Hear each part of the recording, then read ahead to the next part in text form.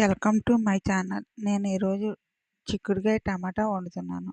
ముందుగా చిక్కుడుకాయలు బాగు చేసుకోవాలి. తర్వాత టమాటాలు 3 తీసుకోవాలి, ఉల్లిపాయలు 2 తీసుకోవాలి, పచ్చిమిర్చి ఒక 2 తీసుకోవాలి. కూర బేగా అవ్వాలనుకుంటే చిక్కుడుకాయలు ముందుగా ఉడకబెట్టేసుకోవాలి.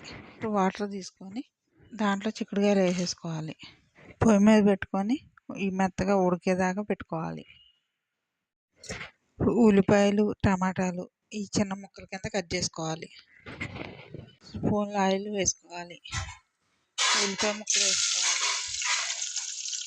పచ్చిమిర్చి గోల్డ్ కలర్ వచ్చే వరకు వేపుకోవాలి. ఒక పావు స్పూన్ అల్లం వెల్లుల్లి పేస్ట్,